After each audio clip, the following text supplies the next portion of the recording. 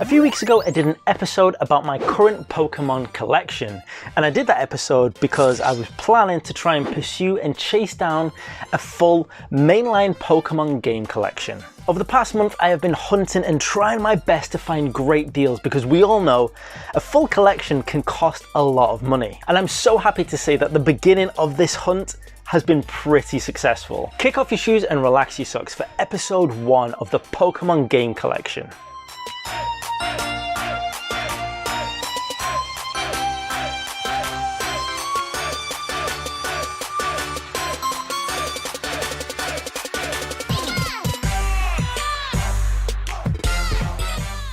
Now, before we get into this episode, if you like this kind of stuff, if you want to follow this Pokemon game collection, and if you enjoy retro game hunting, then we do loads of it here on the channel. We even started a £10 game collection challenge just a couple of weeks ago. So if that's your kind of thing, then you might want to hit the subscribe button and ring the notification bell. And also you can check out some of our previous episodes to find out how those collections have been going. But let's get into it, because this week is a good week and we've had some juicy pickups which will be popping up towards the end, so you're going to want to stick around for those. But let's start off by checking out our first pickups and see how this whole journey has started. Right, so the hunt for all the Pokemon games has started pretty well.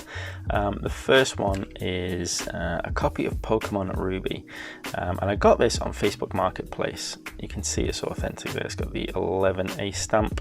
That's one of the easiest telltale signs as to whether something's authentic or not.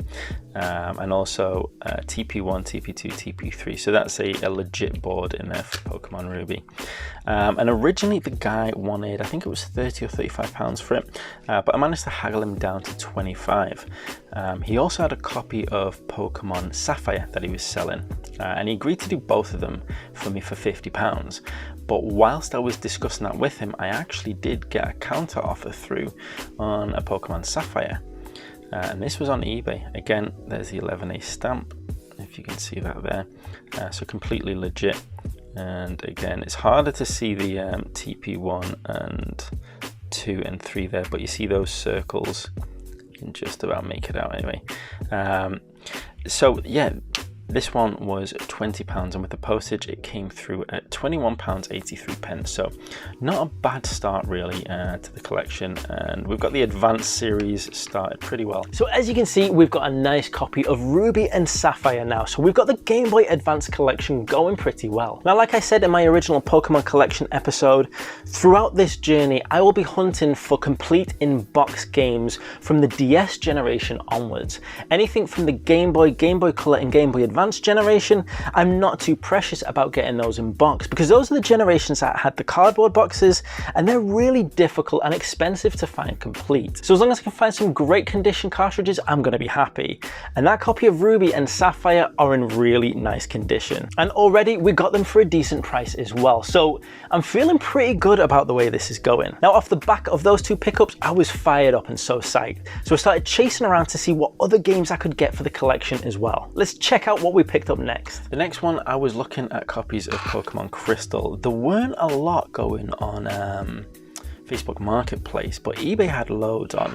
And on a particular Sunday when I was looking, I love the box. I love the crystally effect to this card. But when I was looking, I think it was on a Sunday, there were about 5 different bids finishing. And they were all in like the £10–15 mark. Most of them ended about £25 to £30 in the end. I underbid on all of those, so I didn't win any of them. So about a week later, I carried on looking and I found another offer for Pokemon Crystal. Now, the sticker on this isn't the best condition, but it's still got the shininess, which I like. So not too bad condition, but that's why this one was one of the best value offers I could find on eBay at the time, and that was £30 again with the postage. That came in at £31.83. And just look at that crystal effect on that car there. It's so nice, isn't it? I love those speckles. So there we go, we got a Generation 2 game, Pokemon Crystal. Now, Pokemon Crystal is a game I've wanted to get for ages. I've spoke to many people, and most recently Geeky Nate, who told me that Pokemon Crystal is his favourite and the one that you should try if you're going into Generation 2. Generation Generation 2 is the generation I haven't yet played, and I've always been up in the air as to whether I should play the original Gold and Silver or whether I should play Heart Gold and Soul Silver. But speaking to Geeky Nate, he said to go in for Pokemon Crystal, and now I've got a copy of it, I can do that, and I'm really, really excited. Now, it's not a perfect copy. As you saw, the actual sticker on it isn't immaculate. It is really nice condition considering the age of it, but this is one that I potentially, if I see a really good deal popping up in the future with a more pristine sticker, I might go for that and sell this one off. But as it stands, this one is going to sit nicely in the collection. Again, we got Pokemon Crystal, not at the best price I could have found it if I was a little bit quicker and a little bit more savvy. However, it's still at a really good price. And like I said, in this collection, I'm going to do my best to try and save money and get these games as cheap as possible and try and recoup costs wherever I can. And I think we've started off pretty well. A couple of Game Boy Advance games and a Game Boy Color game. Now, being really happy with those pickups, the hunt continues. And I'm so happy to say that the pickups got even better and I found some fantastic deals. Now, there's two different pickups here and they're both amazing. I don't really know which one to go for first, but let's just go ahead, let's jump in and check out the first one that I picked. I saw an offer on Facebook Marketplace and a guy was selling these two, Omega Ruby and Platinum version. Now, first thing to note, the inlay on this is a reprint. It's a CEX reprint. However, the game alone for Platinum version still goes for a lot of money on eBay. I think game alone, cart alone goes for about £70–75. Omega Ruby, I think you could expect to pay complete in box about £30 on eBay. So with this, the guy was selling them and I had a little bit of a haggle with him. And as you can see, there's the CEX print in there. Everything else is complete. And the game cart there, you can see a nice complete game cart there. I did actually have a discussion, a chat with Tom from Do You Nerd, and he has a US box for Platinum and he's going to send that over to me. So I'm going to have my European Pokemon Platinum manual and game. I'm going to have a US box. Some people out there might not want to have a mismatch like that, but I think it's awesome, especially considering Tom from Do You Nerd is helping me out. That just makes it even more special to me. Pokemon Omega Ruby there. Complete. Now this is the generation that started to come without manuals, but we've got whatever came at the time there as well. And let's get a little bit of a closer look on that cart. There we go. So yeah, Omega Ruby can sell for £30 alone, and Pokemon Platinum version cart alone can sell for 75, complete in box 100. I got these two together for £60. That was an absolutely brilliant deal and I'm over the moon. So essentially I got a cart and manual version of Platinum for 30 quid. So that's a fantastic deal. Now I was absolutely psyched for those pickups. Pokemon Platinum is such a difficult game to find at a good price. And this guy on Facebook Marketplace, I took a punt, I took a chance and I paid him before he'd sent them out. I know that's a risk, but sometimes you just get a good vibe, a good feel. And I got those vibes from this guy and it turned out well. My instinct was right, I could trust him, and he sent me them over exactly as they were in the description. Now, as you saw, it does have the CEX cover, but as I said in the clip, I'm not too worried about that because Tom from Do You Nerd, I'd already been speaking to him and he said he was happy to send me over an original cover. Yes, it's the NTSC version, but the fact that it's coming from a friend who's helping me out, a fellow YouTuber as well, that for me means something more than just getting a complete in-box UK version. Video game collecting for me isn't just about having the games, it's about the stories that they tell. And this game, this in itself, when it comes complete with the US cover and the PAL game and manual, this is going to tell a story. And to be able to get that for such a fantastic price, I was absolutely psyched. Surely it couldn't get much better than this. And now the next one. And this, I wasn't expecting to have this in the collection at all. Pokemon Fire Red complete in box. I'm not gonna, I've taken some pictures of this already taken out of the box. I don't want to take it out too many times, but it is 100% complete in box, comes with a wireless adapter, absolutely gorgeous box. These sell for about 150 to 200 pounds on average on eBay.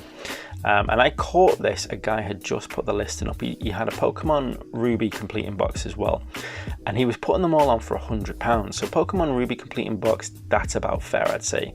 Pokemon Fire Red complete in box, this easily could go for 150 to 200 pounds. So I snapped this one up immediately, and it is absolutely gorgeous condition. I said I wasn't going to chase down Game Boy Color or Game Boy Advance generation games in box, and this is currently the only one of those generations that I've got in box, and it is nice and crispy. So I am absolutely over the moon with this. I didn't expect to find something like this so soon as well. Now, I know I said I wasn't going to chase down in-box Game Boy Advance, Game Boy Color, or Game Boy generation games, but when this offer came up, even though it was still pricey, it was too good to turn down. I mean, I couldn't believe this was the first week. This was me starting the Pokemon game collection. I had a feeling that eBay could be a bit of a goldmine when it came to Pokemon game collecting.